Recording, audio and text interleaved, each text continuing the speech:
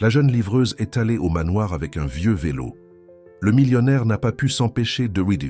Si cette histoire vous intéresse, n'oubliez pas de vous abonner à notre chaîne et dites-nous de quelle ville vous nous regardez. Nous continuons.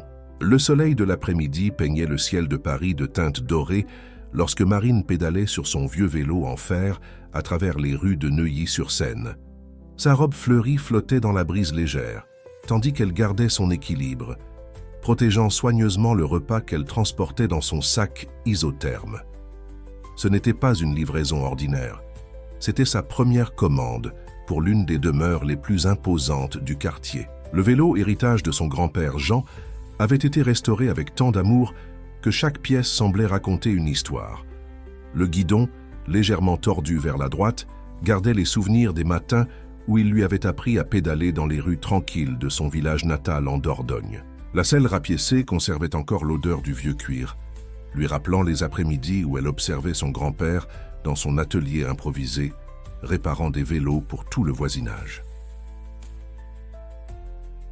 En arrivant aux portes de la demeure des Moreau, Marine sentit son cœur s'accélérer, non pas à cause de l'imposante construction elle-même, mais à cause du poids de la responsabilité. Cette livraison pourrait signifier un changement dans sa vie. Les plats du Sud-Ouest qu'elle préparait avec tant d'amour commençaient à se faire connaître dans le quartier, et un client influent pourrait ouvrir de nombreuses portes. De l'autre côté des vitres teintées du manoir, Richard Moreau observait la scène insolite avec une curiosité grandissante. Il y avait quelque chose de magnétique dans la simplicité de cette jeune femme qui contrastait radicalement avec le décor qui l'entourait. Parmi les voitures importées et les chauffeurs en uniforme, elle se distinguait comme une peinture vivante d'une France qu'il n'avait plus vue depuis longtemps. « Monsieur, la livreuse est arrivée avec votre commande », annonça la gouvernante, mais Richard se dirigeait déjà vers la porte. Pour la première fois depuis des années, il se sentait poussé à recevoir personnellement une livraison. Il y avait quelque chose de familier dans cette scène qui le ramenait à ses propres souvenirs d'enfance en Dordogne. Marine descendit de son vélo avec la grâce de quelqu'un qui effectuait ce mouvement des centaines de fois par jour. Ses yeux marrons vifs et déterminés rencontrèrent ceux de Richard et pendant un bref instant, le temps sembla ralentir. Elle ajusta sa robe fleurie, un modèle simple que sa mère avait cousu, et marcha vers la porte avec le sac isotherme à la main. « Bonjour, monsieur Moreau, j'ai apporté votre commande comme convenu, dit-elle, sa voix portant l'accent doux du Sud-Ouest. Richard ne pouvait détacher son regard de la scène. Il y avait quelque chose de profondément authentique chez cette jeune femme qui l'intriguait. « Je vous en prie, entrez », l'invita-t-il, surprenant non seulement Marine, mais aussi sa gouvernante, qui observait la scène avec une désapprobation visible. « J'aimerais en savoir plus sur ces plats qui conquièrent le voisinage. » Marine hésita. Un moment, mais quelque chose dans le regard de Richard la fit accepter l'invitation. Tandis qu'elle le suivait dans les couloirs luxueux du manoir, elle ne put s'empêcher de remarquer à quel point il semblait déplacé au milieu de tant de raffinement. Il y avait une simplicité dans ses gestes qui ne correspondait pas à la formalité de l'environnement. Dans la cuisine, Richard insista pour qu'elle l'accompagne pendant qu'il goûtait le cassoulet qu'il avait commandé. L'arôme familier remplit la pièce et pendant un moment, tous deux se retrouvèrent transportés dans leurs enfances respectives, en Dordogne. « Cela me rappelle la cuisine de ma grand-mère », commenta Richard, ses yeux brillants d'une émotion endormie depuis longtemps. « Cela fait des années que je n'ai pas goûté cette saveur de chez moi. » Marine sourit, reconnaissant chez cet homme Prosper quelque chose qu'elle voyait quotidiennement dans le miroir. La nostalgie de ses racines. « C'est la recette de mon grand-père », révéla-t-elle. Il disait toujours que la nourriture n'est pas seulement une subsistance, c'est une mémoire. La conversation coula naturellement, comme une rivière trouvant son cours. Richard découvrit que Marine était arrivée à Paris 2 ans auparavant, portant seulement le vélo de son grand-père et le rêve d'ouvrir son propre café. Elle, à son tour, comprit que derrière la façade de l'homme d'affaires accompli, se trouvait un homme qui conservait encore le goût des choses simples de la vie. Le temps passa inaperçu, et quand Marine s'en rendit compte, le soleil se couchait déjà à l'horizon parisien. « Je dois y aller, dit-elle en se levant. J'ai encore d'autres livraisons à faire. » Richard l'accompagna jusqu'à la porte, ressentant une inexplicable réticence à voir ce moment se terminer. Il l'observa remonter sur son vélo, la robe fleurie dansant avec le vent du soir. « 3 semaines s'écoulèrent depuis cette première rencontre, et Richard se surprenait à attendre avec une impatience croissante les livraisons de Marine. Il y avait quelque chose de réconfortant dans sa présence, qui lui faisait momentanément oublier les pressions constantes de sa vie d'entreprise. Dans leur brève conversation, il découvrit qu'ils partageaient non seulement leurs origines du Sud-Ouest, mais aussi une vision similaire de la vie. Cet après-midi-là, des nuages sombres s'amoncelaient dans le ciel de Paris, annonçant un orage. Richard était en visioconférence importante lorsque les premiers coups de tonnerre commencèrent à résonner dans la ville. Ses pensées, cependant, étaient partagées entre les chiffres présentés à l'écran et l'inquiétude pour Marine, qui devait arriver à tout moment avec sa livraison hebdomadaire. L'orage éclata sans avertissement, transformant les rues en rivières improvisées. C'est alors qu'il la vit par la fenêtre de son bureau. Marine pédalait avec difficulté, protégeant le sac isotherme avec son propre corps, tandis que la pluie la frappait impitoyablement. Sans y réfléchir à 2 fois, Richard interrompit la réunion et descendit les escaliers en courant. « Vous êtes trempé » s'exclama-t-il en l'aidant à entrer. Marine tremblait de froid, ses vêtements complètement mouillés collés à son corps. Le vélo qu'elle avait appuyé sous la protection de la véranda goûtait, formant une flaque sur le sol impeccable. « Excusez-moi, monsieur Moreau » commença-t-elle, mais Richard l'interrompit d'un geste. « Je vous en prie, appelez-moi Richard. Et il n'y a pas de quoi s'excuser. Venez, vous devez vous sécher avant d'attraper froid. » La gouvernante, Madame Dubois, fut rapidement mobilisée pour fournir des serviettes et des vêtements secs à Marine. Pendant ce temps, Richard fit préparer un thé chaud et téléphona pour annuler ses rendez-vous de l'après-midi. Quelque chose lui disait que ce moment ne devait pas être gaspillé. Marine réapparut quelques minutes plus tard, vêtue d'un ensemble de survêtements appartenant à la fille de Madame Dubois. Ses cheveux foncés, encore humides, encadraient un visage qui oscillait entre l'embarras et la gratitude. « Vous n'aviez pas à vous déranger, » dit-elle, s'asseyant à la table de la cuisine où Richard l'attendait avec 2 tasses de thé fumant. « Ce n'est pas du tout un dérangement, » répondit-il, poussant vers elle une assiette de biscuits faits maison. « En fait, vous m'avez donné une excellente excuse pour échapper à une réunion ennuyeuse. » Marine rit, et le son de son rire sembla illuminer la pièce. Dehors, l'orage continuait, mais à l'intérieur du manoir, une bulle de confort se créait qu'aucun des deux n'était prêt à rompre. « Vous savez, » commença Richard après un moment de silence confortable, « depuis que vous avez commencé à apporter vos plats, je pense beaucoup à la Dordogne. À combien la vie était différente là-bas. » Marine acquiesça, comprenant parfaitement ce qu'il voulait dire. « Parfois, je me demande si je n'ai pas fait une erreur en venant à Paris. Tout ici est si accéléré. Et pourquoi êtes-vous venu ? Pour la même raison que tout le monde vient, je suppose, à la recherche d'un rêve. » Elle fit une pause, comme si elle décidait si elle devait continuer. « Je veux ouvrir mon propre café, un endroit qui serve non seulement de la nourriture, mais des souvenirs, vous comprenez ? Comme les cafés qui existaient dans mon village, où les gens se rencontraient vraiment, discutaient. » Richard l'observait avec un intérêt croissant. Il y avait une passion authentique dans sa voix lorsqu'elle parlait de ses projets, une lumière qu'il n'avait pas vue depuis longtemps dans son propre reflet. « Et où en est ce rêve ?» demanda-t-il, sincèrement intéressé. Marine soupira, jouant avec la tasse entre ses mains. « Pour l'instant, ce ne sont que des livraisons. Mais chaque client satisfait est un pas de plus vers le but, n'est-ce pas? C'est du moins ce que mon grand-père disait toujours. » La pluie commença à diminuer dehors, mais aucun des deux ne semblait s'en apercevoir. Ils étaient immergés dans une conversation qui coulait naturellement, partageant des histoires de leur ville natale, de leur famille, de rêves rangés dans des tiroirs rarement ouverts. Richard écoutait chaque mot avec attention, découvrant chez Marine une sagesse qui allait bien au-delà de son âge. Elle parlait de la vie avec une simplicité qui lui faisait remettre en question toutes les complications qu'il avait créées dans sa propre existence. Les semaines suivantes apportèrent une nouvelle routine au manoir des Moreau. Les livraisons, de Marine, auparavant hebdomadaires, devinrent plus fréquentes, et Richard commença à programmer ses réunions de manière à toujours être libre pour la recevoir. La cuisine du manoir, autrefois un environnement stérile et peu utilisé, prit vie avec l'arôme des plats du Sud-Ouest et les conversations sans prétention qui se prolongeaient de plus en plus. Par un après-midi particulièrement tranquille, alors que Marine rangeait les récipients vides dans son sac isotherme, Richard remarqua un petit carnet usé, qui tomba de sa poche.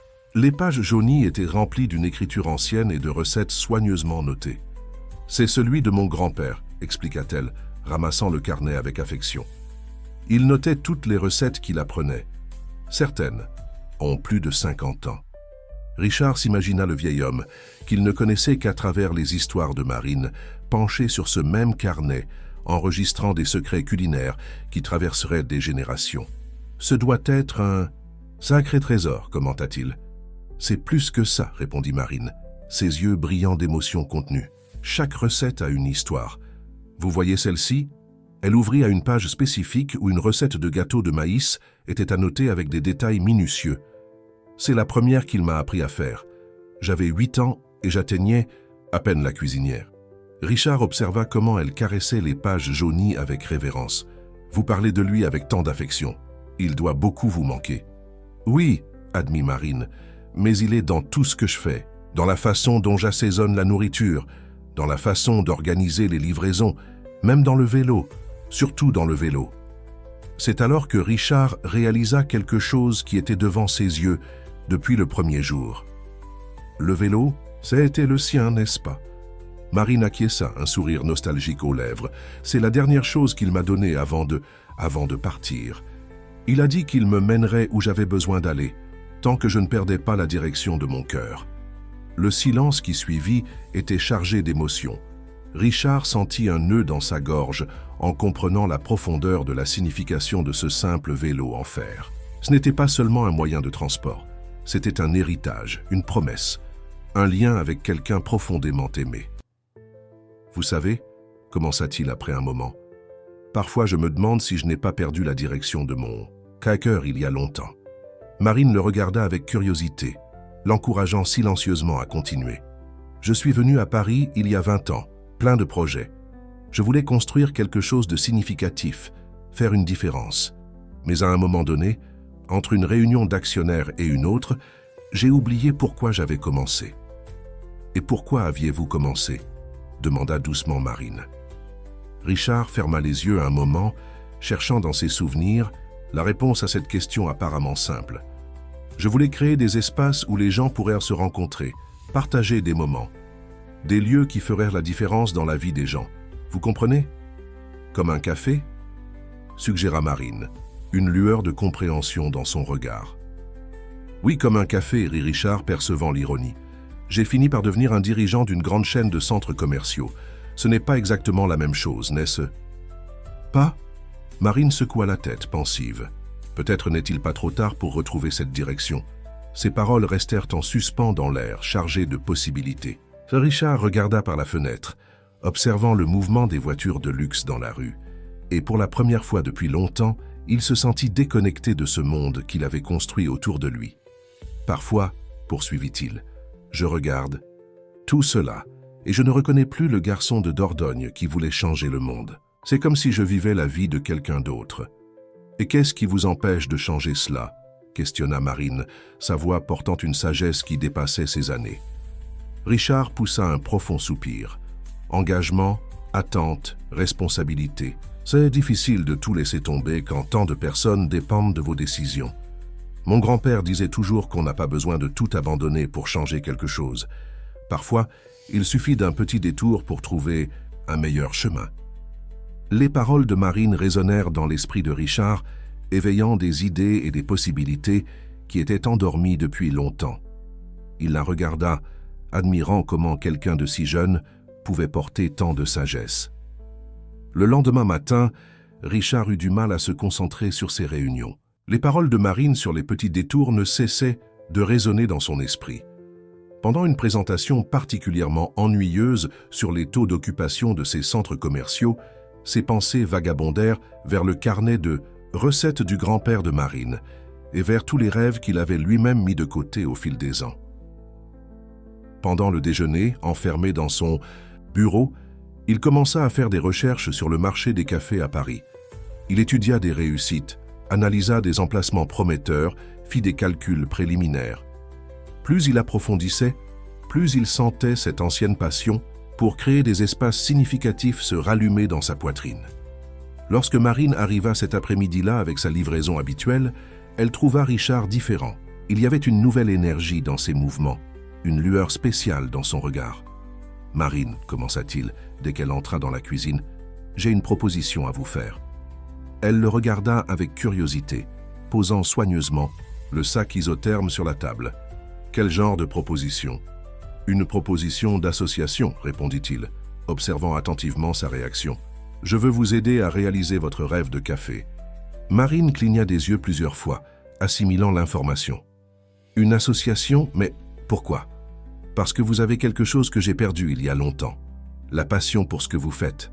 Et j'ai quelque chose qui peut vous aider, de l'expérience en affaires et du capital à investir. »« Monsieur Moreau de Richard, se corrigea-t-elle, je ne sais pas si je peux accepter, c'est beaucoup de responsabilités. »« Écoutez, dit-il, tirant une chaise pour qu'elle s'assoie, je ne veux pas seulement investir de l'argent, je veux faire partie du projet, aider à construire quelque chose de significatif, comme je rêvais de le faire quand je suis arrivé à Paris. » Marine s'assit, encore étourdie par la proposition.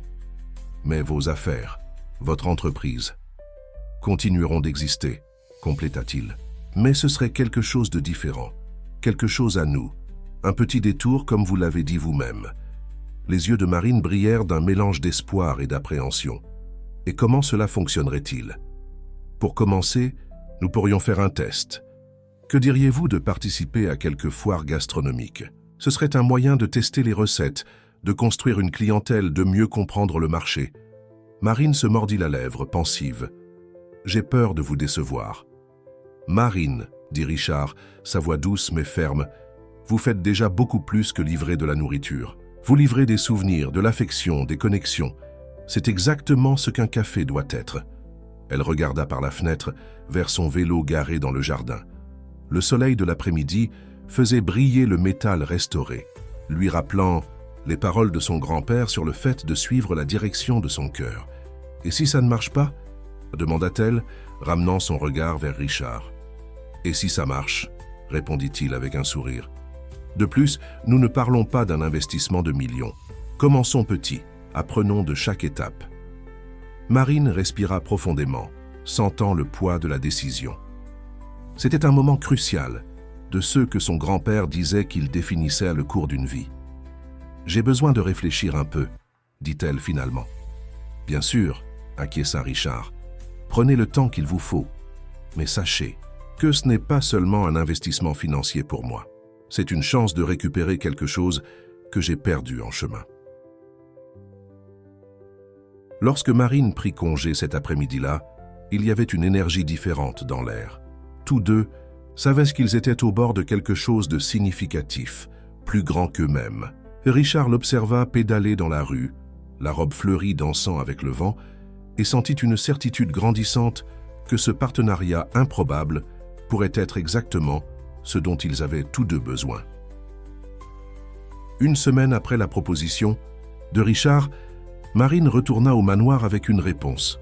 Son cœur battait la chamade tandis qu'elle garait son vélo à l'endroit habituel, mais il y avait une nouvelle détermination dans ses pas lorsqu'elle traversa le jardin en direction de la porte. « J'accepte, dit-elle dès que Richard l'accueillit dans la cuisine, mais à une condition. Je veux que ce soit quelque chose d'authentique, quelque chose qui conserve l'essence de ce que je fais. » Le sourire qui illumina le visage de Richard était sincère. « C'est exactement ce que j'espérais entendre, » répondit-il, sortant une chemise de documents qu'il avait préparée. « En fait, j'ai déjà commencé à rechercher quelques foires gastronomiques qui ont lieu dans la ville. » Marine s'approcha de la table où Richard avait étalé des brochures et des formulaires d'inscription pour divers événements. « La foire gastronomique de Montmartre a lieu dans 3 semaines, » expliqua-t-il, pointant l'un des dépliants. « C'est un événement plus petit, parfait pour commencer. » 3 semaines ? Marine écarquilla les yeux. « C'est très peu de temps pour tout préparer. »« C'est pourquoi nous devons commencer maintenant, » répondit Richard, animé par un enthousiasme qu'il n'avait pas ressenti depuis des années. « D'abord, définissons un menu spécial pour la foire. » Marine ouvrit son carnet de recettes, hérité de son grand-père, et commença à feuilleter les pages jaunies avec soin. « Nous pouvons faire une sélection de ce qui a le mieux fonctionné pour les livraisons, ainsi que quelques recettes spéciales d'ici. » Les heures suivantes furent consacrées à planifier chaque détail. Richard habitué à gérer de grands chiffres et des stratégies d'entreprise, fut surpris par le plaisir qu'il ressentait à discuter des détails comme la disposition des plats dans le stand et l'ordre de préparation des recettes. « Nous avons besoin d'un nom », dit soudainement Marine, levant les yeux de son carnet. « Quelque chose qui représente ce que nous voulons transmettre. » Richard regarda par la fenêtre, où le vélo de Marine reposait sous la lumière du crépuscule.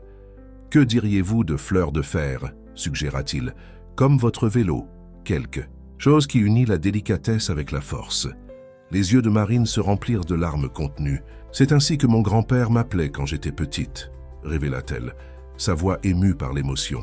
« Alors c'est parfait, » conclut Richard, sentant qu'ils avaient trouvé quelque chose de bien plus significatif qu'un simple nom commercial. Les jours qui précédèrent la foire furent intenses. Marine se consacra à tester et à perfectionner chaque recette qui serait présentée, tandis que Richard s'occupait de la partie bureaucratique et logistique. Madame Dubois, la gouvernante qui désapprouvait initialement le rapprochement des deux, finit par devenir une alliée précieuse, offrant des suggestions et aidant aux préparatifs. « Vous êtes aussi du Sud-Ouest, n'est-ce pas, Madame Dubois ?» demanda Marine un après-midi, alors qu'elle testait une nouvelle version de la tarte aux noix. « Oui, ma petite, de Bergerac, » répondit la gouvernante, goûtant la tarte d'un air critique. « Il faut plus de noix. Et ne pas se presser pour la cuisson, sinon elle ne lève pas correctement. » Richard observait l'interaction des deux femmes avec un sourire discret. C'était comme si sa cuisine, autrefois si formelle et impersonnelle, s'était transformée en un petit morceau de Dordogne, en plein cœur de Paris. La veille de la foire arriva plus vite qu'il ne l'avait espéré. Marine passa tout l'après-midi dans la cuisine du manoir, préparant des pâtes et séparant des ingrédients. Richard, quant à lui, confirma chaque détail de la logistique, de l'heure d'arrivée au montage du stand. « Vous êtes nerveuse ?» demanda-t-il, trouvant Marine assise sur les marches de l'arrière-cour, buvant un café après des heures de préparation. « Un peu, » admit-elle. « C'est différent de faire des livraisons. Là, nous serons exposés, vulnérables. » Richard s'assit à côté d'elle, quelque chose qu'il n'aurait jamais imaginé faire avant de la connaître. « Vous savez ce qui est drôle ? Je dirige une entreprise avec des milliers d'employés, mais je suis plus anxieux pour cette foire que pour n'importe quelle réunion du conseil. » Marine rit, et le son de son rire sembla soulager la tension du moment. « Nous sommes deux alors. Mais savez-vous quoi ? Je pense que mon grand-père serait fier, pas seulement pour l'entreprise elle-même, mais parce que j'ai trouvé quelqu'un qui croit aux mêmes rêves. » Richard sentit le poids de ses paroles. C'était vrai. À un moment donné, le projet était devenu bien plus qu'un simple investissement. C'était une chance de rédemption, de reconnexion avec ses propres rêves oubliés.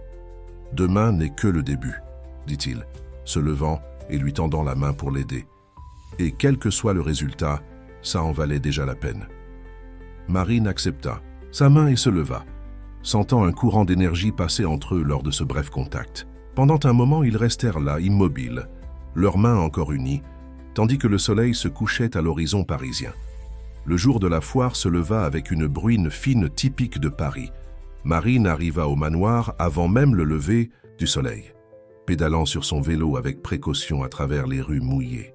Elle trouva Richard déjà réveillé, terminant d'organiser les dernières caisses dans la voiture qu'ils avaient louée pour le transport. « Prête ?» demanda-t-il, l'aidant à descendre de son vélo. « Il est trop tard pour ne pas l'être. »« N'est-ce pas ?» répondit-elle avec un sourire nerveux. Montmartre commençait à s'éveiller lorsqu'ils arrivèrent sur le lieu de la foire. D'autres stands étaient déjà en cours de montage, créant une atmosphère d'attente dans l'air. Richard surprit Marine par sa disposition au travail manuel, aidant à monter la structure du stand sans se soucier de son costume italien qui se froissait peu à peu. « Je n'aurais jamais imaginé voir M. Moreau porter des caisses », commenta Madame Dubois qui avait tenu à les accompagner pour aider. « Moi non plus », rit Richard passant sa main sur son front en sueur, « mais j'avoue que c'est plus amusant que mes réunions habituelles. » Donc, le stand fleur de fer prit forme peu à peu. Marine avait insisté sur quelques détails spéciaux.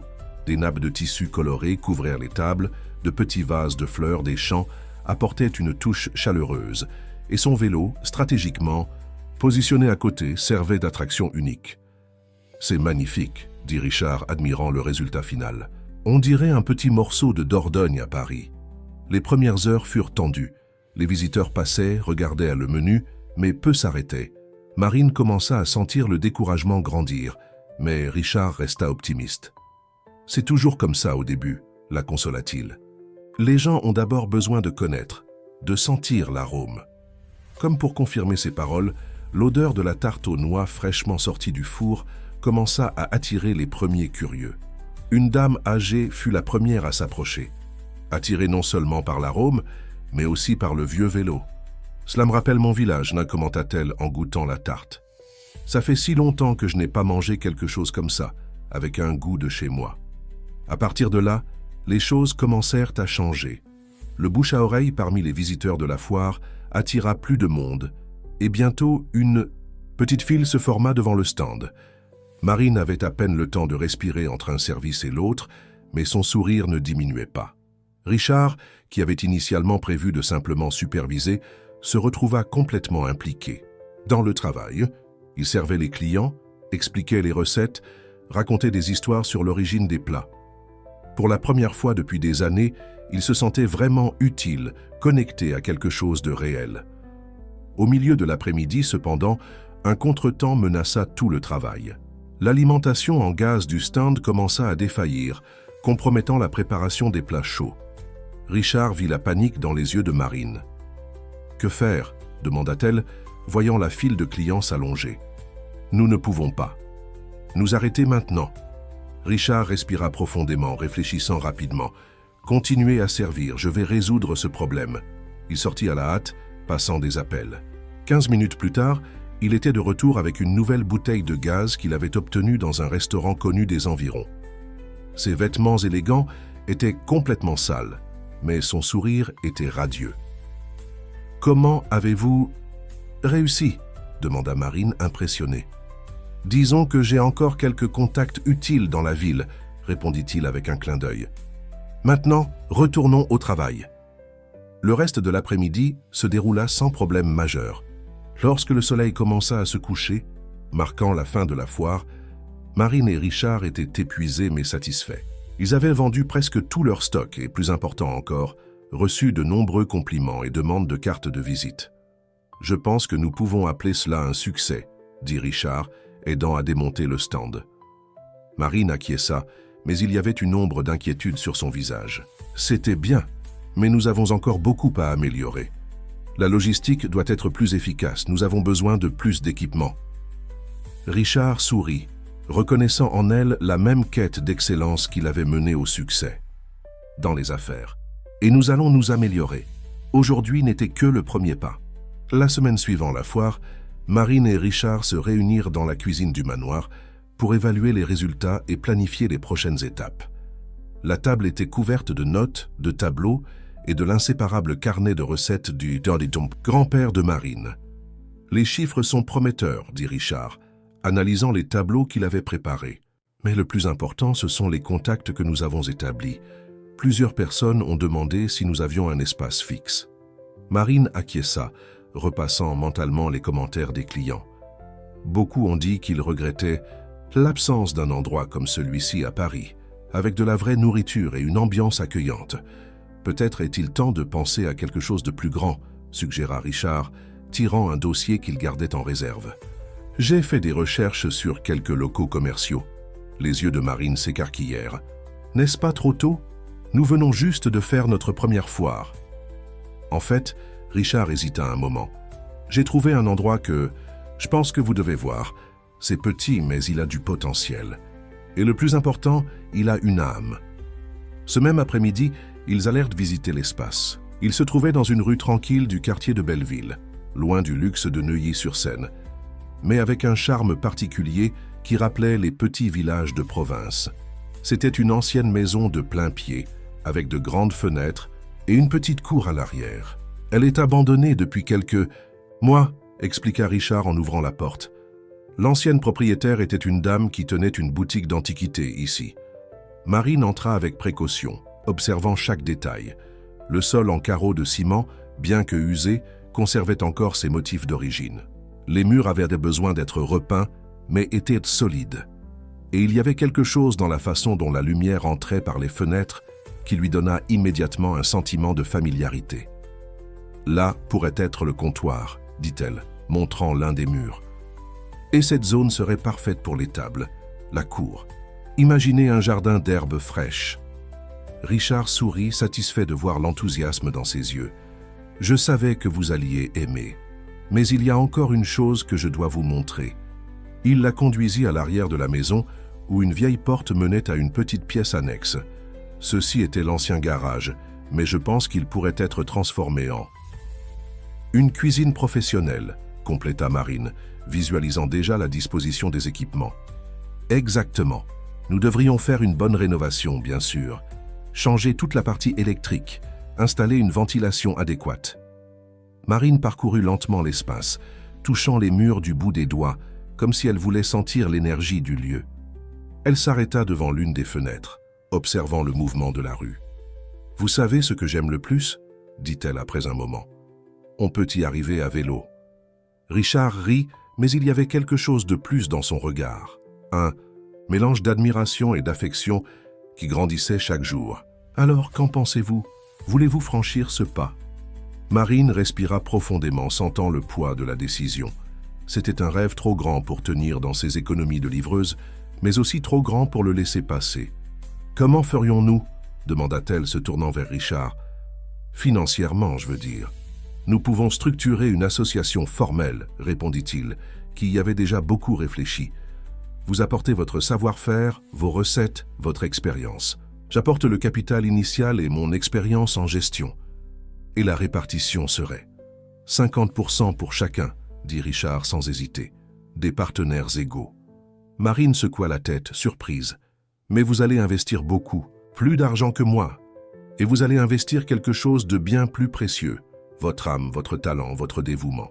Croyez-moi, Marine, je sais reconnaître la valeur quand je la vois. » Une larme obstinée s'échappa du coin de l'œil de Marine. Elle l'essuya rapidement, mais pas avant que Richard ne la remarque. « Et, dit-il doucement, s'approchant, vous n'avez pas besoin de décider maintenant. Vous pouvez y réfléchir tranquillement. » « Je n'ai pas besoin de réfléchir, » répondit-elle, sa voix ferme malgré l'émotion. « Cet endroit, c'est comme s'il nous attendait, vous savez. » Richard acquiesça, comprenant parfaitement ce qu'elle voulait dire. Lui-même avait ressenti cela en découvrant le local pour la première fois. Cette sensation inexplicable que certaines choses sont simplement destinées à se produire. L'enthousiasme initial pour le nouveau local céda rapidement la place à une série de défis pratiques. La première réunion avec l'architecte engagé par Richard révéla que la rénovation serait plus complexe qu'il ne l'imaginait. L'ancienne installation électrique devait être complètement refaite. Le toit présentait des infiltrations et l'adaptation aux normes sanitaires exigerait des changements structurels significatifs. Le budget initial devra être revu, expliqua Richard lors d'une réunion tendue dans son bureau.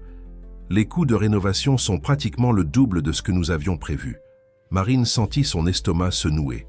« Peut-être devrions-nous chercher un autre endroit », suggéra-t-elle, bien que l'idée d'abandonner ce lieu lui faisait déjà mal au cœur. « Non », répondit Richard avec fermeté. « Cet endroit est parfait pour ce que nous voulons créer.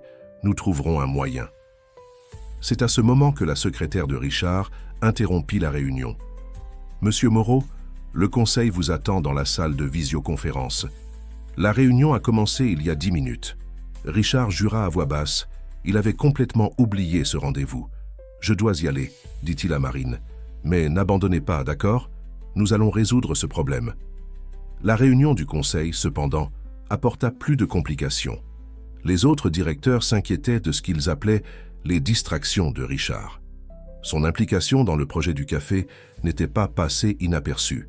« Richard, » dit l'un des conseillers les plus anciens, « vous avez construit un empire dans le secteur des centres commerciaux. Vous ne pouvez pas tout risquer pour un café. » « Je ne risque rien, » se défendit Richard. « Je peux parfaitement gérer les deux projets. » « Ce n'est pas ce qu'il semble, » intervint un autre conseiller. « Vos assistantes commentent que vous passez plus de temps à discuter de recettes qu'à analyser des rapports. » Richard sentit son visage s'échauffer. C'était vrai que, ces dernières semaines, il avait délégué certaines responsabilités pour se consacrer davantage au projet avec Marine. Mais cela ne signifiait pas qu'il négligeait l'entreprise. « Messieurs, dit-il, gardant une voix calme, en 20 ans, combien de fois ai-je déçu ce conseil ?»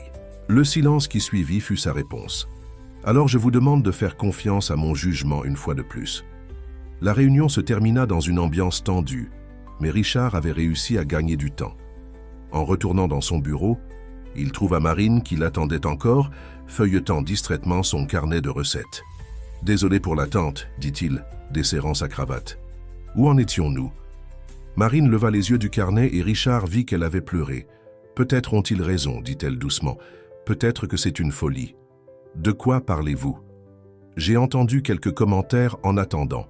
Les gens ici, ils ne comprennent pas pourquoi vous vous impliquez dans ce projet, avec quelqu'un comme moi. » Richard s'assit à côté d'elle, ressentant un mélange de colère et de protection.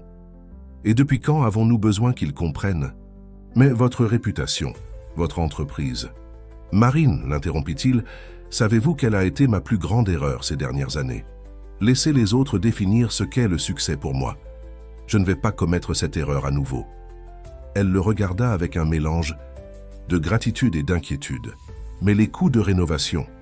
Nous allons renégocier avec l'architecte, chercher d'autres fournisseurs. Si nécessaire, je peux vendre quelques investissements personnels. L'important est de ne pas abandonner. » Marine ouvrit le carnet de recettes à une page spécifique où une vieille photo était soigneusement conservée. Elle montrait son grand-père, à côté de son vélo devant une petite épicerie en Dordogne. « Il disait toujours que les meilleurs rêves sont ceux qui nous font un peu peur, » dit-elle, caressant la photo avec tendresse. Richard sourit, ressentant cette vague déjà familière, d'admiration pour elle. « Votre grand-père était un homme sage. »« Et têtu, » ajouta Marine avec un petit sourire. « Je crois que j'ai hérité ça de lui. »« Parfait, » répondit Richard, « parce que nous allons avoir besoin de beaucoup d'entêtement dans les jours à venir. » Les travaux du café avançaient lentement, mais avec constance. Richard avait réussi à renégocier certains contrats et trouver des fournisseurs plus accessibles sans compromettre la qualité du projet. Marine, quant à elle, continuait ses livraisons pour maintenir un revenu, utilisant désormais une partie de la cuisine rénovée de la future maison comme base d'opération. Par un après-midi particulièrement chargé, alors que Marine préparait quelques commandes, un monsieur d'apparence distinguée entra dans l'établissement encore en travaux. Il avait les cheveux gris bien coiffés et portait un costume impeccable bien que de coupe démodée. « Excusez-moi, nous ne sommes pas encore ouverts, » dit Marine, sortant de la cuisine en entendant les pas. « Je sais, » répondit-il avec un sourire aimable. « Mais l'odeur de votre tarte aux noix a traversé la rue et je n'ai pas pu résister. Serait-il possible de faire une exception ?» Il y avait quelque chose dans la manière du monsieur qui lui rappelait son grand-père, et Marine se surprit à acquiescer avant même de s'en rendre compte. « Bien sûr, je peux préparer un café pour accompagner. » L'homme s'assit à l'une des rares tables déjà montées, observant l'environnement avec un intérêt sincère. « Vous faites un travail intéressant ici, » commenta-t-il.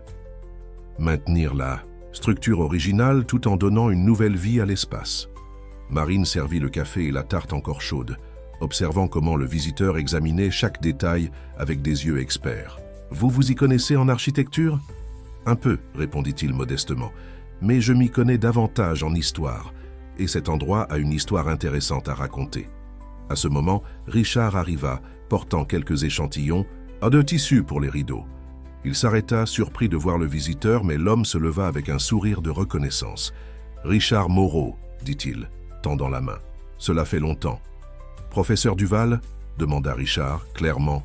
Surpris. « Que faites-vous ici ?»« Alors vous vous connaissez ?» demanda Marine, curieuse. « Le professeur Duval était mon mentor à l'université, » expliqua Richard, « et il est ensuite devenu l'un des critiques gastronomiques les plus respectés du pays. » Marine sentit son cœur s'accélérer. Là se tenait l'un des noms les plus influents du secteur, goûtant sa tarte et buvant son café. « Ex-critique » corrigea le professeur avec un sourire. « De nos jours, j'apprécie simplement la bonne nourriture, sans la pression d'avoir à écrire à son sujet.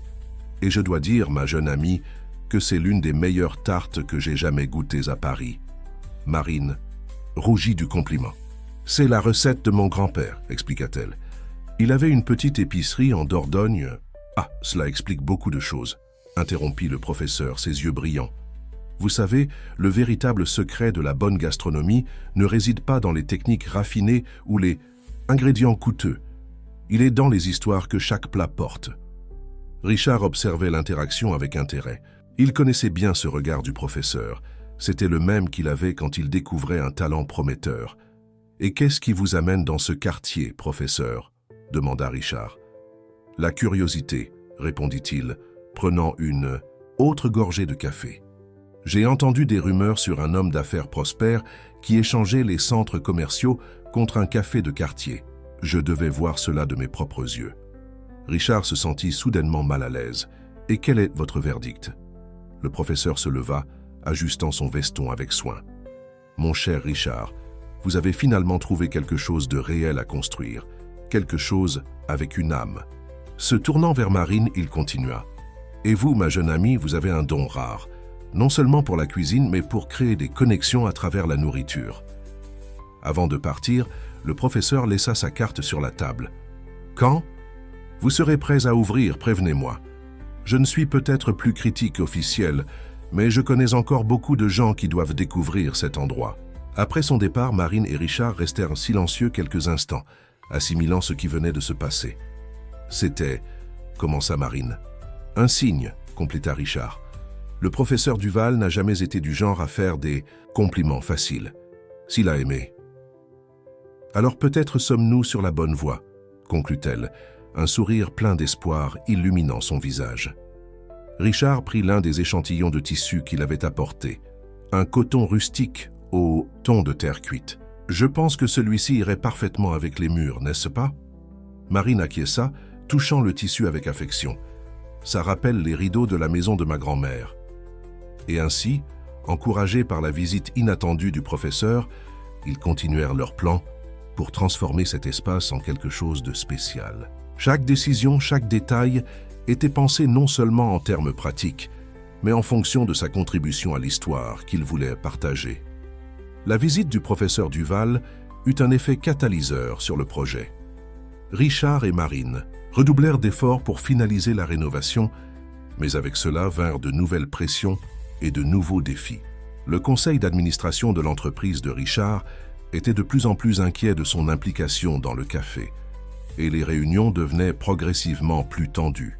« Vous avez manqué 3 réunions importantes ce mois-ci », l'avertit sa secrétaire, Sophie, qui travaillait avec lui depuis plus d'une décennie. « Le conseil commence à questionner vos priorités. » Richard soupira, passant ses mains sur son visage fatigué. Il était dans son bureau à l'entreprise, entouré de rapports qui nécessitaient son attention, mais ses pensées revenaient constamment aux détails du café. « Fixe une réunion extraordinaire avec le conseil pour demain, » décida-t-il. « Il est temps de clarifier certaines choses. » Ce même après-midi, alors qu'il supervisait l'installation des équipements de cuisine du café, Richard reçut un appel de sa sœur, Béatrice. « Richard, nous devons parler. » Sa voix semblait préoccupée. « J'entends des choses qui m'inquiètent. On dit que tu mets ta réputation en jeu à cause de une fille. » « Ce n'est pas du tout ça, Béa, » répondit-il, contrôlant son irritation. « J'investis dans une entreprise à laquelle je crois. » Un café, l'incrédulité dans sa voix, était palpable. « Tu as construit un empire, Richard. Tu vas tout risquer pour un café de quartier. »« C'est peut-être exactement ce dont j'ai besoin, » répondit-il, observant Marine à travers la fenêtre du bureau improvisé. Elle enseignait à 2 employés nouvellement embauchés comment préparer la tarte aux noix, sa patience et son dévouement évident dans chaque geste. « Richard, s'il te plaît, » insista Béatrice, « réfléchis bien à ce que tu fais. Tu as une position à préserver, une image, l'interrompit-il, sa voix ferme. « C'est exactement de cela que je veux parler au conseil demain, de la différence entre l'image et la réalité. » Après sa voix raccrochée, Richard resta pensif, observant le mouvement de la rue par la fenêtre. Le quartier changeait, de nouvelles boutiques ouvraient, le public jeune augmentait et il y avait une énergie différente dans l'air. Marine entra dans le bureau, apportant une tasse de café. « Vous semblez préoccupé, » commenta-t-elle, posant la tasse sur le bureau. « Juste en train de réfléchir, » répondit-il, acceptant le café avec un sourire reconnaissant. « Demain, j'ai une réunion importante avec le conseil. »« À propos du café, » demanda-t-elle, s'asseyant sur la chaise en face de son bureau. À propos de tout, soupira-t-il. Des choix, des priorités, d'être fidèle à ce que nous croyons. Marine resta silencieuse un moment, observant le mouvement des travailleurs par la fenêtre. « Vous savez, commença-t-elle, quand j'ai décidé de venir à Paris, beaucoup de gens m'ont dit que c'était de la folie, que je devrais accepter un emploi à la mairie de mon village, épouser le fils du propriétaire du marché, avoir une vie prévisible. » Richard l'observait avec intérêt. Il était rare que Marine parle de sa vie avant Paris. « Mais mon grand-père, continua-t-elle, a été le seul à me soutenir.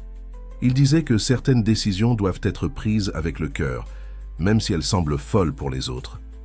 Votre grand-père était un homme sage, commenta Richard, ressentant cette vague déjà familière d'admiration pour elle. Oui, acquiesça Marine, un doux sourire aux lèvres. Et savez-vous ce qu'il disait d'autre?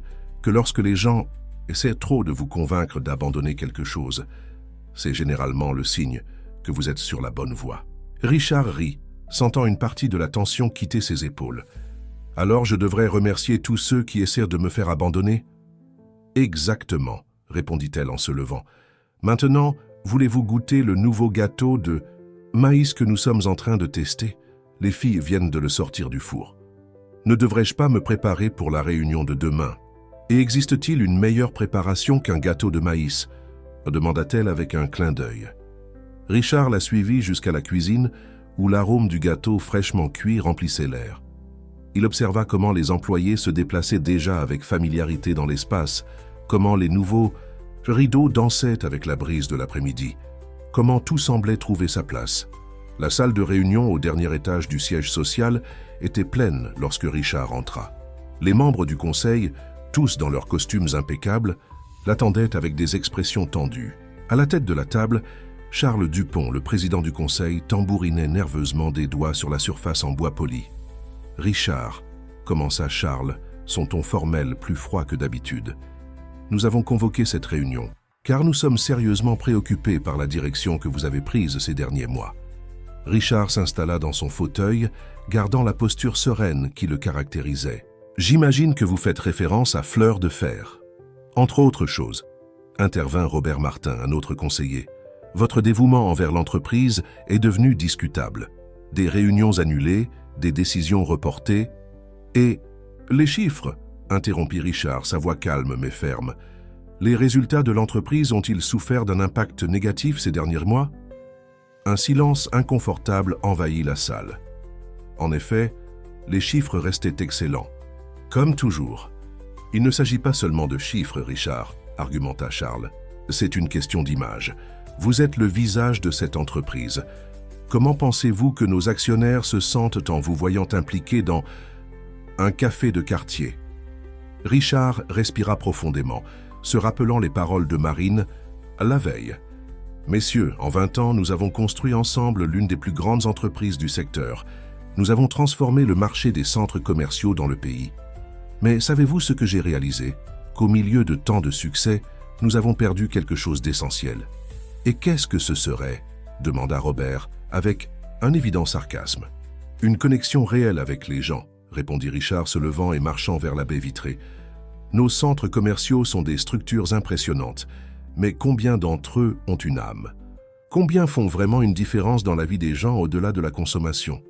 C'est de la poésie, Richard, rétorqua Charles. Les affaires sont les affaires. C'est exactement pour cela que j'ai investi dans Fleur de Fer. Retourna Richard pour les regarder en face.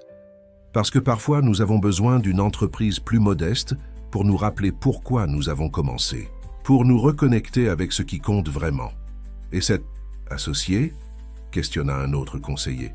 Une simple livreuse? Avez-vous idée de ce que les gens disent? Richard sentit son sang bouillir, mais garda son sang-froid. Marine a plus de talent et d'intégrité que beaucoup de cadres que j'ai rencontrés. Et oui, elle a commencé comme livreuse, tout comme j'ai commencé en vendant des espaces dans un petit centre commercial de province. Le silence qui suivit était différent du précédent. Il y avait un poids dans les paroles de Richard qui ne pouvait être ignoré. « Que proposez-vous exactement » demanda finalement Charles.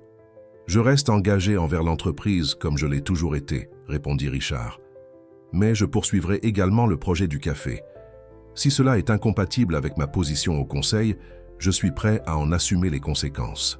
Vous êtes prêt à tout risquer à cause de ce projet ? Demanda Robert, incrédule. Je ne risque rien, répondit Richard avec un sourire serein.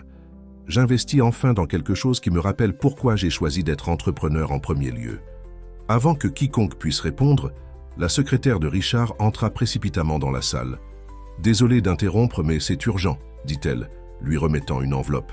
Richard ouvrit l'enveloppe et lut rapidement son contenu. Son visage s'illumina d'un sourire que les conseillers n'avaient pas vu depuis longtemps. « Messieurs, » dit-il, plaçant le papier sur la table, « nous venons de recevoir un article préliminaire du magazine Gastronomie et Affaires.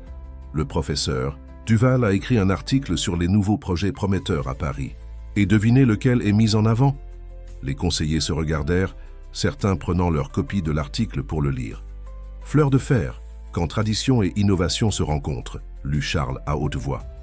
Un projet qui promet de révolutionner le concept des cafés à Paris, dirigé par une jeune chef talentueuse et l'un des hommes d'affaires les plus respectés du pays. Richard observa les expressions des conseillers changer progressivement pendant qu'ils lisaient l'article.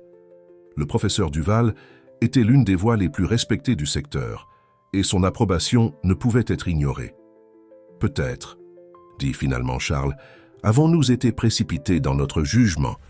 Peut-être, acquiesça Richard, rangeant sa copie de l'article, est-il temps pour nous tous d'apprendre à voir au-delà des apparences. » Pendant que Richard affrontait le conseil, Marine était immergée dans les préparatifs finaux du café.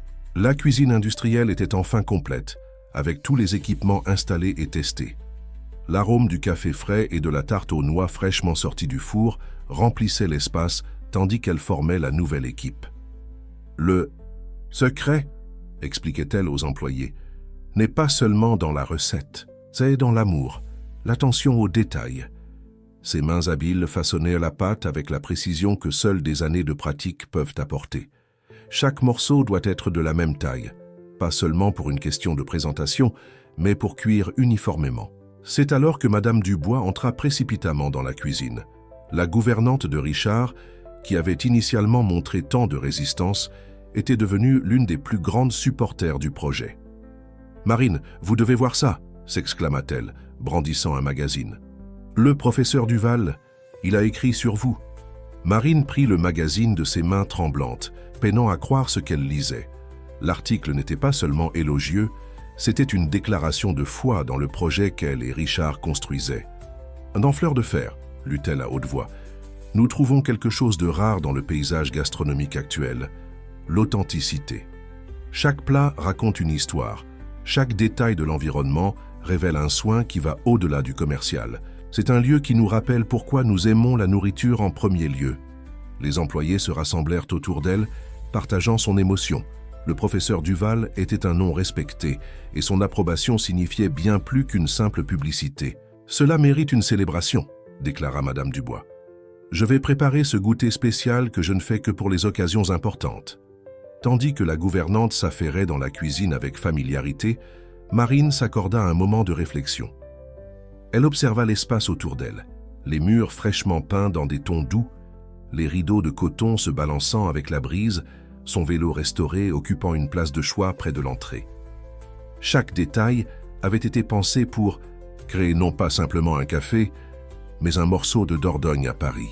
Les tables en bois massif, fabriquées par un menuisier de province, les serviettes en tissu délicatement brodées, œuvre d'une coopérative d'artisanes, les tasses en céramique, chacune légèrement différente de l'autre, produites spécialement pour Fleur de fer. Le son de son téléphone la ramena au présent. C'était un message de Richard. « Réunion terminée, je suis en route, j'ai des nouvelles. » Marine sourit, imaginant comment s'était déroulé là. Confrontation avec le conseil. Elle connaissait maintenant assez bien Richard pour savoir qu'il n'abandonnerait pas facilement ce en quoi il croyait.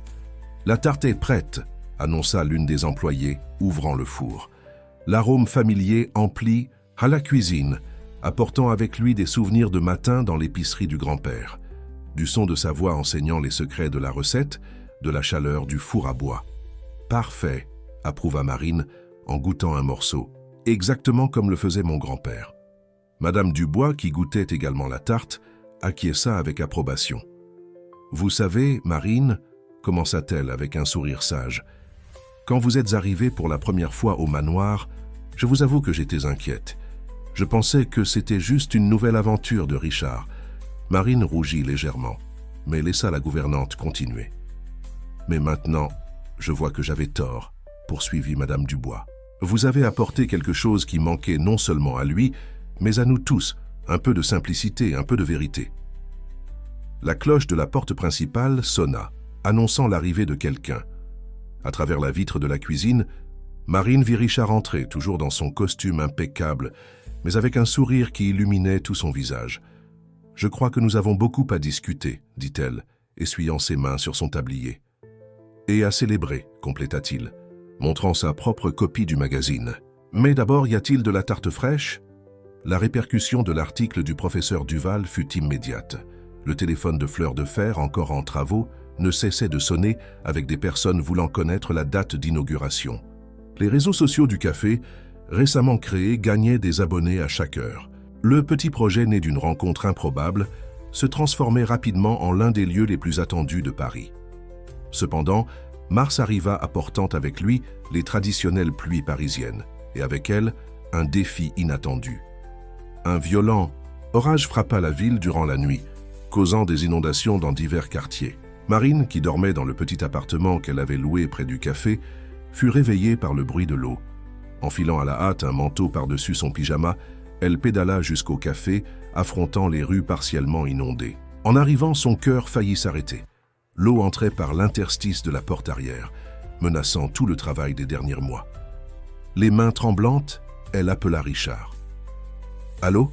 Sa voix semblait ensommeillée. « Richard, c'est une urgence. Le café, l'eau entre. » En moins d'une demi-heure, Richard arriva sur place, trouvant Marine et quelques employés qui habitaient dans les environs, essayant de contenir l'avancée. De l'eau avec des serviettes et des balais. « Les équipements de cuisine !» s'exclama Marine désespérée. « Si l'eau les atteint, calmez-vous, dit Richard, enlevant déjà sa veste et retroussant les manches de sa chemise. Nous allons résoudre ce problème. » Les heures suivantes furent intenses. Les voisins, voyant l'agitation, se joignirent pour aider. Madame Dubois apparut avec du café chaud et du pain pour tout le monde. Au milieu du chaos, se forma une chaîne de solidarité qui toucha profondément Marine. « Regardez ça », commenta-t-elle avec Richard, tout en observant le groupe travailler. « Nous n'avons même pas ouvert officiellement, et nous avons déjà une communauté. » Richard sourit, même épuisé. « C'est parce que ce n'est pas juste un café, Marine. C'est un rêve que les gens veulent voir réussir. » Quand ils réussirent finalement à contenir l'eau et à commencer à nettoyer le désordre, le soleil se couchait déjà. Les dégâts avaient été moindres que ce qu'ils craignaient, quelques meubles endommagés, une partie du stock d'ingrédients, a perdu mais rien qui ne puisse être récupéré. « Nous allons devoir reporter l'inauguration », soupira Marine, s'asseyant sur l'une des chaises qu'ils avaient réussi à sauver. « Peut-être pas », répondit Richard, une lueur familière dans ses yeux. « Peut-être que c'est exactement ce dont nous avions besoin. » « Comment ça ? Réfléchissez, tous ces voisins qui sont venus aider, ils se sentent déjà partie prenante de Fleur de Fer. Et si, au lieu d'une inauguration traditionnelle, nous faisions quelque chose de différent ? Marine inclina la tête, curieuse. Quel genre de différent ? Un événement caritatif, expliqua Richard, son enthousiasme grandissant. Nous pourrions organiser un petit déjeuner spécial, avec une partie des recettes destinées à aider d'autres personnes touchées par l'inondation dans le quartier.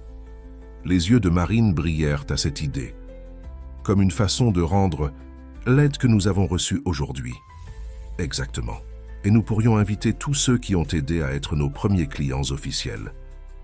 Marine regarda autour d'elle, les murs qui montraient encore les marques de l'eau, les meubles empilés, son vélo qui avait miraculeusement été sauvé. Au milieu de ce chaos apparent, elle voyait des possibilités. « Savez-vous ce que mon grand-père dirait ?» demanda-t-elle, un sourire se formant sur ses lèvres. « Quoi ?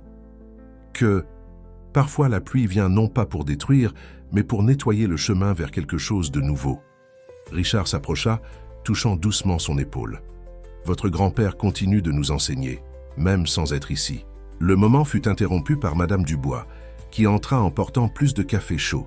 « Il reste encore beaucoup de nettoyage à faire, » annonça-t-elle, avec son objectivité caractéristique. Et vous deux avez besoin de vous reposer un peu. Juste? Un peu plus, Madame Dubois, répondit Marine se levant. Je veux organiser quelque chose dans la cuisine avant de partir. En marchant vers la cuisine, Marine s'arrêta brièvement devant le mur où son vélo était exposé. La vieille compagne, témoin de tant de changements dans sa vie, semblait encore plus significative maintenant. « Nous continuons à pédaler, n'est-ce pas ?» murmura-t-elle pour elle-même, caressant le guidon usé, même quand le chemin devient difficile. L'idée de l'événement caritatif prit rapidement forme. Marine et Richard décidèrent d'organiser l'inauguration de Fleur de Fer un dimanche 2 semaines après l'inondation. Le délai serait serré pour les réparations nécessaires, mais l'énergie et le dévouement de tous étaient contagieux. « Nous avons besoin d'un menu spécial », dit Marine lors d'une réunion avec l'équipe. « Quelque chose qui représente non seulement nos racines, mais aussi notre gratitude envers la communauté. » C'est alors qu'elle eut une idée. Courant vers son sac, elle sortit le vieux carnet de recettes de son grand-père. « Il y a une recette ici, expliqua-t-elle, feuilletant les pages avec soin, que mon grand-père ne faisait que pour des occasions très spéciales. C'était une recette de gâteau de maïs à 3 couches, chacune représentant une phase de la vie, le passé, le présent et le futur. Et il disait que c'était un gâteau pour célébrer les nouveaux départs, expliqua Marine, l'émotion dans sa voix. Richard observait fasciné tandis qu'elle décrivait chaque détail de la recette. La première couche, plus dense et traditionnelle, apportait le goût du souvenir. La deuxième, légère et aromatique, représentait le moment présent. La troisième, avec une touche d'épices différente, symbolisait les surprises que l'avenir réservait. « C'est parfait, dit-il. Nous pouvons faire de ce gâteau le symbole de l'inauguration. » La nouvelle de l'événement caritatif se répandit rapidement dans le quartier. Les commerçants locaux commencèrent à offrir leur soutien. Le fleuriste du coin promit des arrangements spéciaux. L'épicerie offrit des ingrédients à prix réduit. Même le parking voisin se proposa d'offrir des places gratuites le jour. Un après-midi, alors qu'elle supervisait la peinture des murs qui avaient été endommagés par l'eau, Marine reçut une visite inattendue. C'était une dame âgée appuyée sur une canne qui observait tout avec des yeux attentifs. « Mon mari tenait une boulangerie près d'ici, il y a de nombreuses années, » raconta-t-elle. « Chaque matin, l'odeur du pain frais réveillait le voisinage. Après son départ, j'ai fermé l'endroit. Mais j'ai gardé quelque chose. » La dame ouvrit un sac qu'elle portait, révélant d'anciens moules à pain, certains ayant encore le brillant caractéristique d'un usage constant. « J'ai pensé que vous pourriez peut-être leur donner une nouvelle vie. » Marine prit les moules avec révérence, reconnaissant en eux des années d'histoire et d'amour du métier. « Nous feriez-vous l'honneur d'être notre invité spécial ?»« À l'inauguration ?» demanda-t-elle. La vieille dame sourit, ses yeux brillants. « Je ne manquerai ça pour rien au monde. Le quartier a besoin de se réveiller à nouveau avec l'odeur du pain frais. » Les jours précédant l'inauguration furent intenses. L'équipe se partageait entre les dernières réparations et la préparation des aliments. Richard, à la surprise de tous, passait de plus en plus de temps dans la cuisine, apprenant les secrets des recettes avec Marine. « Je n'aurais jamais imaginé voir Monsieur Moreau les mains pleines de farine, » commenta Madame Dubois, l'observant, « essayer de façonner une tarte. Moi non plus, rit-il, regardant ses mains couvertes de pâte. Mais vous savez quoi? Je ne me suis jamais senti aussi vivant. » La veille de l'inauguration, après que tout le monde était parti, Marine resta, au café, faisant les derniers ajustements. La cuisine était impeccable, les tables parfaitement arrangées, son vélo brillant à sa place d'honneur sur le mur. Richard la trouva assise au comptoir, feuilletant le carnet de recettes de son grand-père. « Tout est parfait, » dit-il doucement. « J'aimerais qu'il puisse voir ça, » répondit-elle, une larme obstinée coulant sur son visage. Richard s'assit à côté d'elle, observant le mouvement de la rue à travers les fenêtres. « Il voit, » dit-il simplement, « à travers chaque recette que vous préparez, chaque sourire que vous partagez, chaque personne que vous touchez par votre travail. » Marine appuya sa tête sur son épaule, un geste naturel qui les surprit tous deux par sa simplicité et son confort. Ils restèrent ainsi un moment, en silence, sentant simplement le poids et la beauté de ce moment de veille. Le jour de l'inauguration se leva avec un soleil timide qui peu à peu vainquit la brume typique des matins parisiens. Marine arriva au café alors qu'il faisait encore sombre, pédalant sur son vélo dans les rues silencieuses. Elle trouva l'équipe déjà en pleine activité, les fours allumés, l'arôme du pain frais commençant à se répandre dans l'air. « Avez-vous bien dormi ?» demanda Madame Dubois qui supervisait l'organisation des pâtisseries. « En fait, j'ai à peine dormi », avoua Marine, attachant ses cheveux et mettant son tablier. « J'ai passé toute la nuit à penser au gâteau spécial. » Le gâteau à 3 couches, recette du grand-père, serait le point culminant de l'inauguration. Marine avait passé des jours à s'exercer, ajustant chaque détail jusqu'à atteindre la perfection que la mémoire exigeait. Maintenant, face au défi de le préparer pour tant de personnes, elle sentait le poids de la responsabilité. Richard arriva peu après, portant des boîtes de fleurs fraîches envoyées par le fleuriste du quartier. « Les arrangements seront magnifiques », commenta-t-il, observant Marine plongée dans la préparation du gâteau. « Avez-vous besoin d'aide ? Vous pouvez commencer à séparer les ingrédients pour la première couche, » répondit-elle, concentrée à aligner les moules. « Et Richard, merci. Pour tout. » Il sourit, comprenant tout ce que ce remerciement contenait. Ce n'était pas seulement pour aujourd'hui, mais pour tout le chemin qui les avait menés jusqu'ici. Au fur et à mesure que la matinée avançait, le mouvement autour du café grandissait. Les voisins passaient pour donner leurs derniers vœux de bonne chance, des journalistes locaux préparaient leurs caméras et une file commençait à se former sur le trottoir. « Le professeur Duval vient d'arriver », annonça l'une des serveuses, causant une petite agitation dans la cuisine. Le critique gastronomique entra par la porte arrière, apportant avec lui un paquet enveloppé dans du papier Kraft. « Un cadeau pour la maison, dit-il, remettant le paquet à Marine. À l'intérieur se trouvait une ancienne théière en cuivre, si polie qu'elle brillait comme de l'or. Elle appartenait à ma grand-mère, expliqua-t-il. J'ai pensé qu'ici, elle trouverait un nouveau foyer. Marine serra la théière contre sa poitrine, émue par la signification du geste. Encore un morceau d'histoire, encore un souvenir à honorer.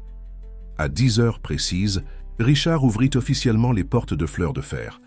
La première à entrer fut la dame de l'ancienne boulangerie, appuyée sur sa canne, les yeux brillants en reconnaissant ces vieux moules à pain utilisés à nouveau.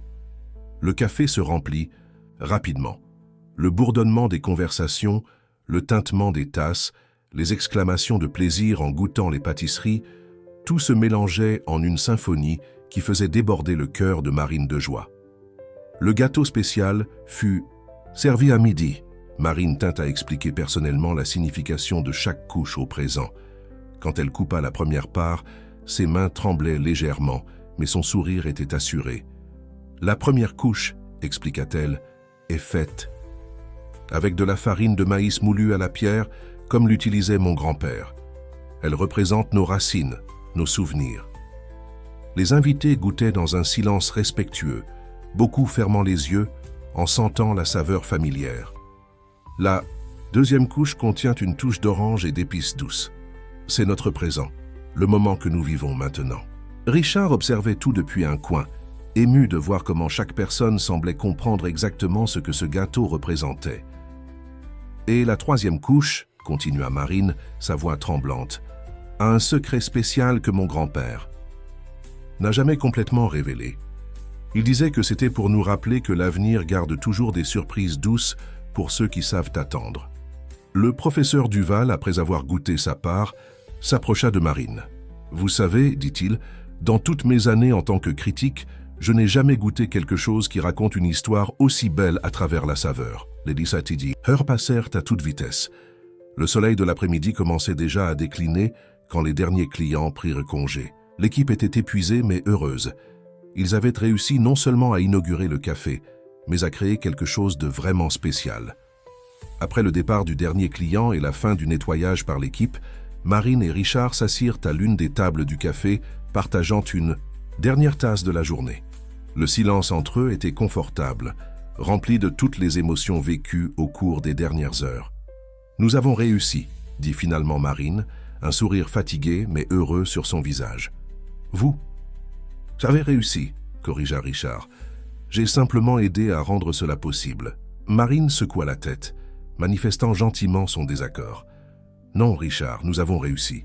Chaque personne qui est entrée par cette porte aujourd'hui fait partie de cette histoire. Chacun a apporté un peu de soi, un peu de ses propres. Souvenirs et rêves. Richard observa l'espace autour d'eux, les tables maintenant vides mais qui, quelques heures auparavant, débordèrent de vie, les rideaux dansant doucement avec la brise du soir, le vélo au mur reflétant les derniers rayons de soleil. « Vous savez, commença-t-il, j'ai passé des années à construire des lieux énormes, impressionnants, mais je n'ai jamais ressenti ce que j'ai ressenti aujourd'hui. Ici, c'est réel. » Marine comprenait parfaitement ce qu'il voulait dire. C'était la même sensation qu'elle avait dans l'ancienne épicerie de son grand-père, ce sentiment d'appartenance, de créer quelque chose qui allait au-delà du commercial. « Que pensez-vous que votre grand-père dirait s'il pouvait voir cela ?» demanda doucement Richard. Marine sourit, les yeux humides. Il dirait que certaines recettes ne sont pas dans les livres, elles sont dans le cœur. Richard tendit la main sur la table, touchant doucement la sienne. Le geste était simple, mais chargé de signification. Il n'avait pas besoin de mots pour exprimer ce qu'il ressentait.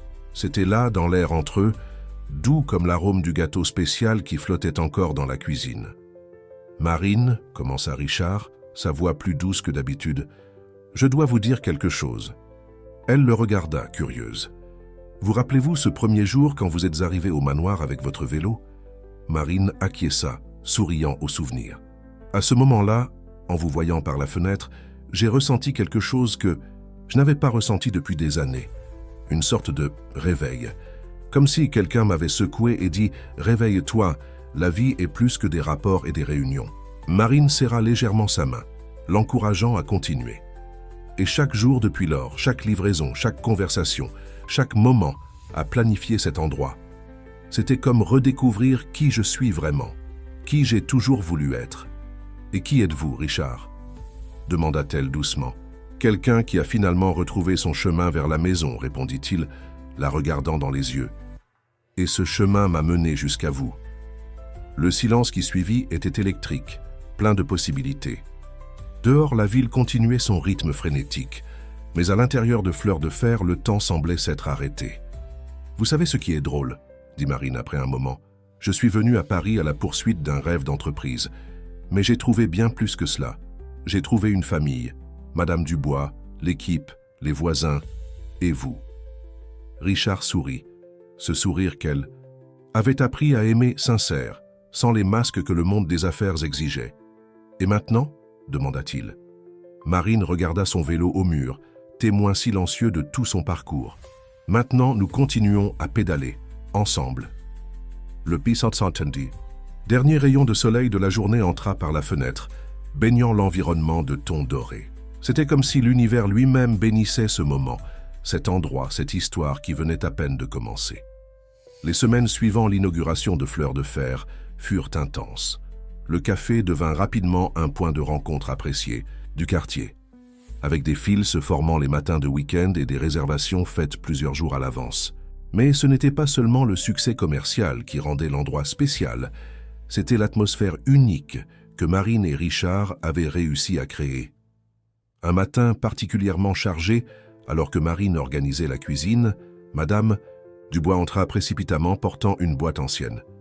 « J'ai trouvé ceci au fond de l'armoire du manoir, » dit-elle, posant la boîte sur le comptoir. « Ce sont d'anciennes recettes de ma famille.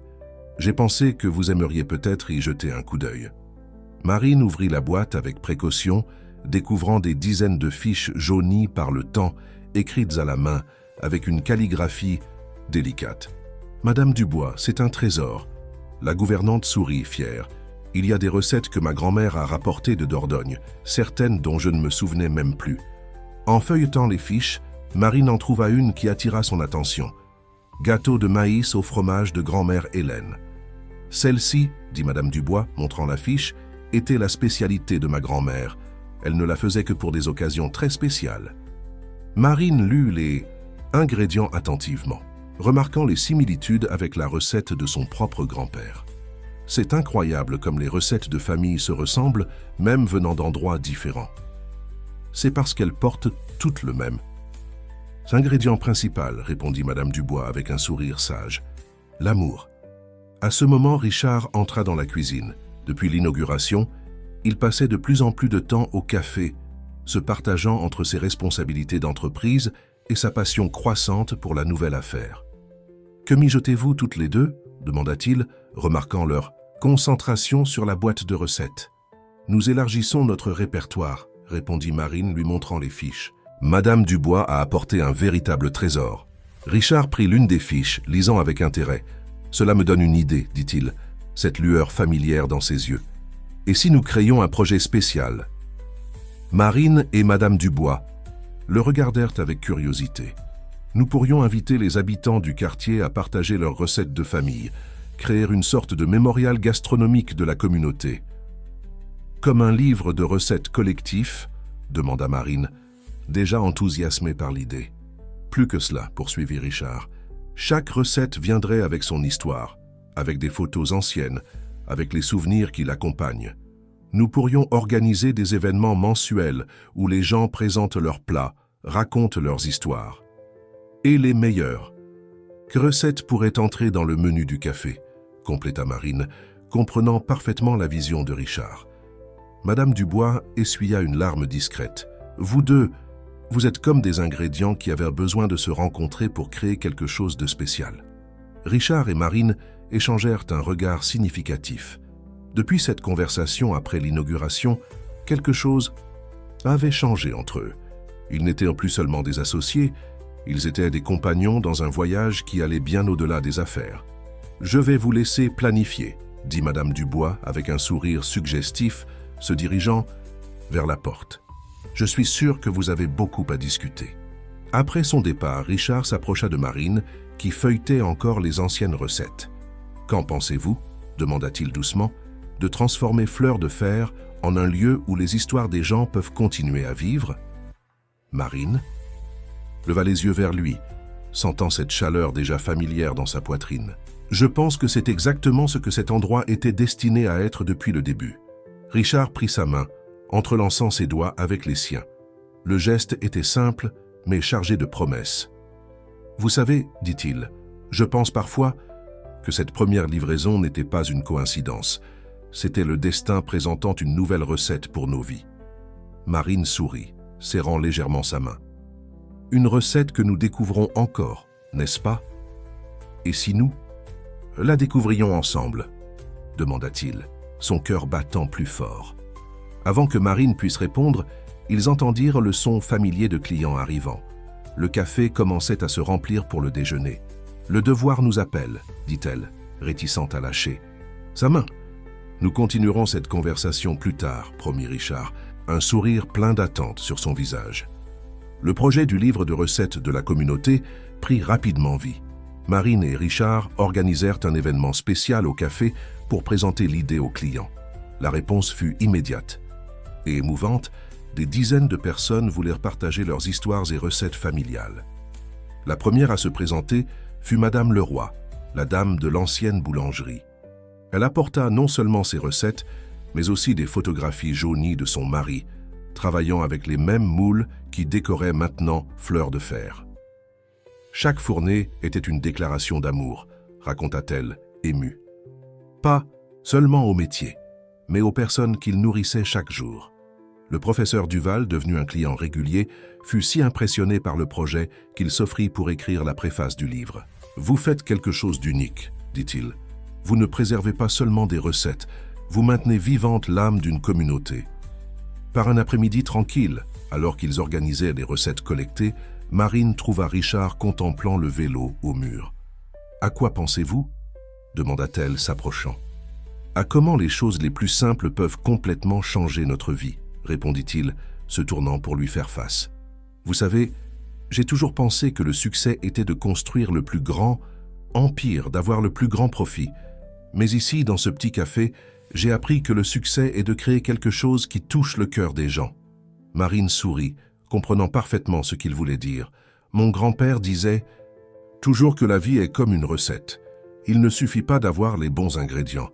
Il faut savoir quand chacun doit entrer. » « Et pensez-vous que le moment est venu ?» demanda Richard, sa voix douce mais intense. « Le moment de quoi ?» le taquina-t-elle, bien que son cœur connaisse déjà la réponse. « Le moment d'admettre que ceci, il fit un geste entre eux, est plus qu'un partenariat commercial. Ça l'a toujours été. Marine sentit son visage s'échauffer, mais soutint son regard. Peut-être que c'est la recette que nous étions destinés à créer ensemble. Richard s'approcha davantage, prenant ses mains dans les siennes. Marine, vous ne m'avez pas seulement aidé à construire un café, vous m'avez aidé à reconstruire ma propre vie. Vous m'avez fait me souvenir de qui je suis vraiment. Et qui êtes-vous, Richard Moreau ? Demanda-t-elle doucement. Je suis quelqu'un qui a appris que les meilleures saveurs de la vie ne viennent pas des plats les plus chers, mais des moments les plus vrais. Et avec vous, chaque moment a été incroyablement vrai. Marine sentit des larmes se former dans ses yeux, mais ne tenta pas de les retenir. Vous savez ce qui est drôle. Je suis venu à Paris à la poursuite d'un rêve d'affaires, mais j'ai trouvé quelque chose de bien plus grand. J'ai trouvé un endroit où je peux être exactement qui je suis. Et qui êtes-vous, Marine ? Demanda-t-il, s'approchant encore plus. Je suis quelqu'un qui a finalement compris que parfois nous devons pédaler longtemps pour trouver notre véritable destination, répondit-elle, souriant à travers les larmes. Le baiser qui suivit fut doux, naturel comme l'aube. Dehors, la ville continuait son rythme frénétique, mais à l'intérieur de Fleur de Fer, le temps semblait s'être arrêté pour célébrer ce moment. Quand ils se séparèrent, Richard garda Marine dans ses bras comme s'il craignait qu'elle puisse disparaître. « Et maintenant ?» demanda-t-elle, appuyant sa tête contre sa poitrine. « Maintenant, nous continuons à écrire notre histoire, » répondit-il. Une page à la fois, une saveur à la fois. La cloche de la porte sonna, annonçant l'arrivée de nouveaux clients. Marine et Richard se séparèrent lentement, échangeant un dernier regard complice avant de retourner au travail. Après tout, ils avaient un café à gérer, des histoires à collectionner et une nouvelle recette de vie à développer ensemble. 6 mois après l'inauguration, Fleur de Fer s'était transformée en bien plus qu'un café. C'était un point de rencontre d'histoire, un lieu où les anciens souvenirs prenaient une nouvelle vie et où de nouveaux souvenirs étaient créés chaque jour. Le projet du livre de recettes de la communauté était presque terminé, avec plus de 50 histoires recueillies. Par un samedi matin particulièrement spécial, Marine arriva plus tôt que d'habitude au café. Elle avait convenu avec Richard de préparer ensemble une surprise pour le lancement du livre. En entrant, elle trouva sur le comptoir une enveloppe portant son nom, écrit dans l'élégante écriture de Richard. « Ouvrez quand vous serez seul », disait le billet qui l'accompagnait. Le cœur battant, Marine ouvrit l'enveloppe. À l'intérieur se trouvait un billet de train pour son village natal en Dordogne, daté du week-end suivant, et une lettre. « Marine, j'ai passé les derniers jours à réfléchir à comment rendre ce moment spécial, mais j'ai réalisé que la meilleure façon serait de suivre ce que nous avons appris ensemble, garder les choses simples et vraies. Fleur de Fer est né d'un mélange improbable. Un homme d'affaires qui avait oublié ses racines et une jeune femme qui portait les siennes dans chaque recette. Mais peut-être n'était-ce pas si improbable après tout. Peut-être était-ce exactement ce dont nous avions tous deux besoin pour nous trouver. En discutant avec Madame Dubois hier, elle m'a dit quelque chose qui avait beaucoup de sens. Certaines recettes ont besoin de temps pour atteindre le point parfait. Et je pense que nous sommes arrivés à ce point. C'est pourquoi j'ai acheté ce billet. Je veux connaître l'endroit où votre histoire a commencé. Je veux visiter l'ancienne épicerie de votre grand-père, marcher dans les rues que vous avez parcourues, rencontrer les personnes qui font partie de votre histoire.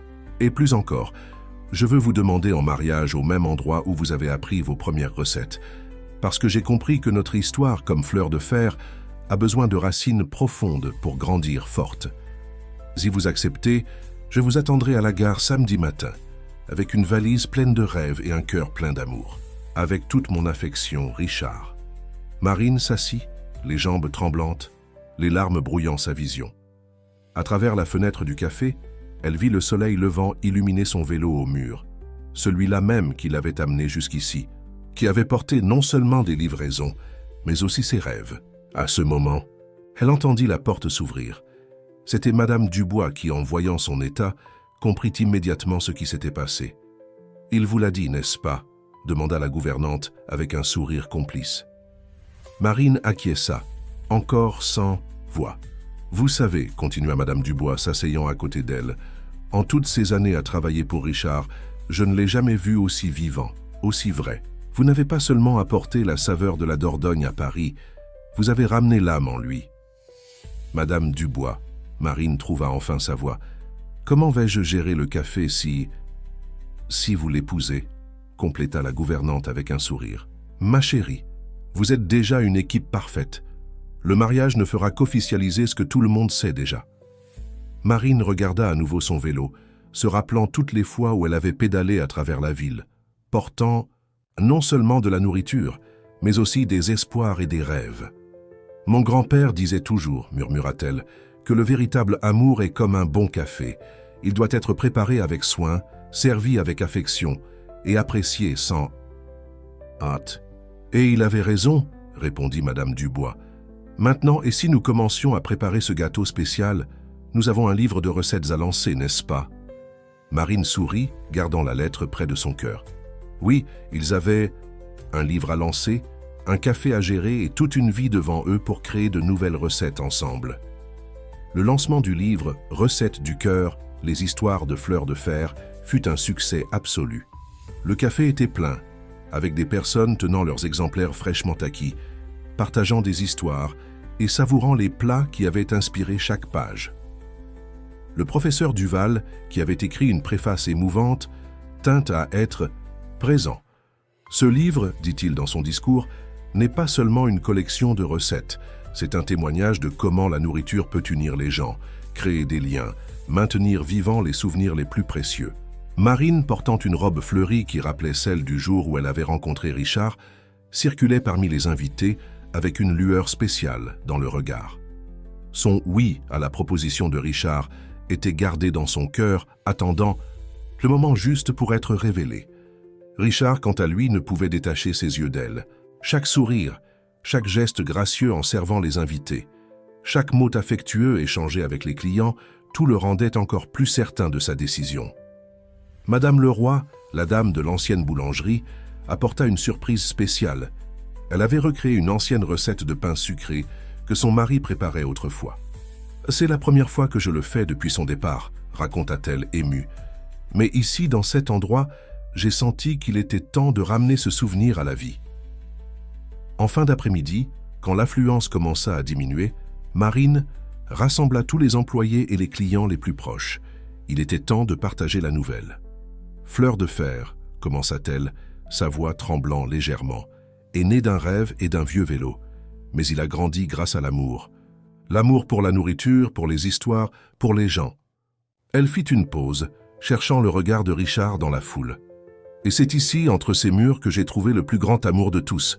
C'est pourquoi j'ai une annonce spéciale à faire. Richard s'approcha, prenant sa main dans la sienne. Le week-end prochain, continua Marine, je vais retourner dans mon village natal. Et je n'y vais pas seul. J'emmène avec moi l'homme qui n'a pas seulement cru en mon rêve, mais qui en a fait partie du sien. Et là-bas, au même endroit où j'ai appris mes premières recettes, nous allons commencer à écrire un nouveau chapitre de nos vies. L'explosion de joie fut instantanée. Madame Dubois pleurait ouvertement. Le professeur Duval levait son verre pour un toast et les clients applaudissaient avec enthousiasme. Mais Fleur de Fer continuera d'être notre foyer, assura Richard, embrassant Marine. Parce que c'est ici que notre histoire a commencé et c'est ici qu'elle continuera à grandir. Ce soir-là, après que tout le monde fut parti, Marine et Richard restèrent un peu plus longtemps au café. Assis à la même table où ils avaient repartagé tant de moments, ils observaient le vélo au mur, le témoin silencieux de leur voyage. « Vous savez, » dit Marine, se blottissant contre la poitrine de Richard, « mon grand-père disait toujours que la meilleure recette est celle que nous faisons avec le cœur. » Et il avait raison, répondit Richard, embrassant doucement son front. Parce que c'est en suivant cette recette que nous sommes arrivés jusqu'ici. Dehors, Paris continuait son rythme frénétique. Mais à l'intérieur de Fleur de Fer, le temps avait une saveur différente, la saveur de l'amour, des souvenirs, des rêves réalisés et des promesses d'un avenir encore plus doux. Et le vélo? Eh bien, il resterait là, au mur, racontant silencieusement à tous ceux qui entraient